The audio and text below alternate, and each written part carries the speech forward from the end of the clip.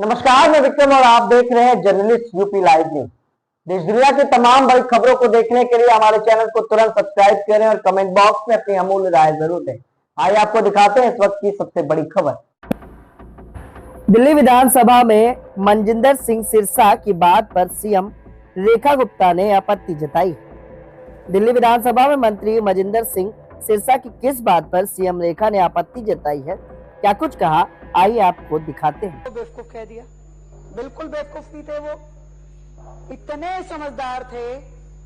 समझदार थे, उस व्यक्ति को ये पता था कि लोगों की भावनाओं के साथ कैसे खेला जाता है। एक डिग्री नहीं थी उनके पास, कई डिग्रियां थी। फाइनेंस की डिग्री थी जिससे वो IRS बने, उनके पास साइकोलॉजी की डिग्री थी जिससे उन्होंने लोगों की भावनाओं को कैसे कब्जा किया जाता है, उनके साथ कैसे खेला जाता है, जनता को कैसे धोखा दिया जा सकता है। और पहले दिन से उनकी क्रियाकर्मों में वो दिखाई देता था। एक्टिंग की भी डिग्री थी, यस, ये सही कहा उन्होंने, प्रवेश जी ने एग्री।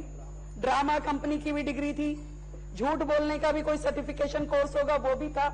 इतना पढ़े लिखे समझदार व्यक्ति थे वो कि उनका एक एक किया हुआ कृत्य किसी ना किसी कारण के कारण होता था। वो मफलर भी पहनते थे तो कारण था, वो 2 नंबर फालतू की शर्ट भी पहनते थे तो कारण था, वो 2 रुपए का पेन जेब में रखते थे कारण था, छोटी सी कार रखते थे कारण था, गंदी टूटी चप्पल पहनते थे तो कारण था, हर चीज का कारण था।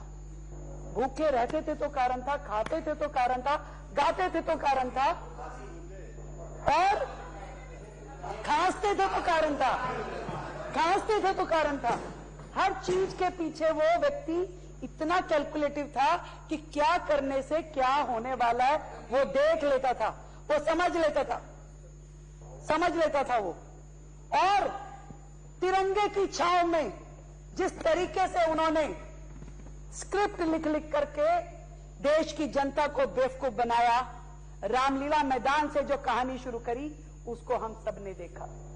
कैसे ईमानदारी की, देशभक्ति की, त्याग की, तपस्या की, सेवा की बातें कर करके पूरे देश को उसने बेवकूफ बनाया। लोगों को लगा अरे ये तो देवता आदमी है, कहां धरती में पैदा हो गया, इसको तो तुरंत यहां से सीधा विधानसभा पहुंचाया।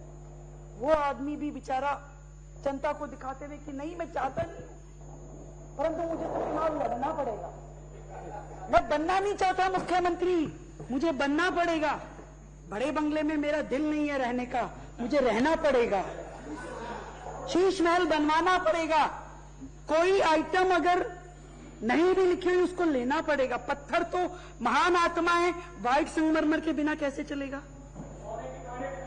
और वो व्यक्ति जो रामलीला मैदान में वो फर्श पे लेट करके जिसने अपना चेहरा बनाया दिल्ली के आगे, अपने शीश महल में मसाज सेंटर बनवाया उसने, उस व्यक्ति की लिखी हुई स्क्रिप्ट थी कि दिल्ली विधानसभा में फांसी घर। एक बात से सहमत हूं, जरूर रात को उसको सपना जरूर आया होगा, क्योंकि आइडिया जनरेशन का एक टाइम होता है। तो वो आइडिया जनरेट हुआ कि अरे ऐसा कर सकते हैं। जैसे उसने देखा कि भाई ये 2 पिलर हैं, ये लिफ्ट है, ऐसे इमेजिनेशन कई बार बादलों में होती है, कई बार पहाड़ों में होती है, ऐसा लगता है कुछ फिगर बन रही है, ऐसी फिगर उसके दिमाग में बनी। तुरंत उसने तय कर लिया कि ये तो फांसी घर है, ये फांसी घर है। तो फांसी किसकी लगी, ये उसने सोचा भी शहीदों की लग सकती है, क्योंकि वो तो ये सोचते थे कि मैं भगत सिंह के विचारों का वारिस हूं। और भगत सिंह की फोटो पीछे लगा के उन्होंने लगाई तो लगाई, बाद में उनकी बीवी ने भगत सिंह की और उनकी दोनों की फोटो लगा दी कि ये 2 हैं देश के लाल। भगत सिंह को तो दुनिया ने माना, पर उन्होंने अपने आप को मनवाने के लिए पूरा जोर लगा दिया। तो वो जो लिफ्ट वाला पोर्शन है, मतलब 2 दीवारें में 2.5 फुट की, मैंने भी उसको देखा। मैं कहा देख के तो हूं, पता नहीं कुछ बोलने से पहले यहाँ पे तथ्य जांच लूं। बिल्कुल सही बात है, यानी किसी आदमी को पकड़ के भी लटका दें तो वो पिलर पकड़ के खड़ा हो सकता है, मैं तो नहीं फांसी लूंगा जी। ऐसी इतनी जगह है वो कि वो नीचे धक्का देने से भी ना जाए, कोई उसमें कौन सी मशीन होती है हमारी? सुपर शक्कर। सुपर शक्कर भी अगर अरे शहीद वो शहीद जो केजरीवाल के सपना में थे, वो शहीद अनिल झा जी, वो शहीद जो केजरीवाल के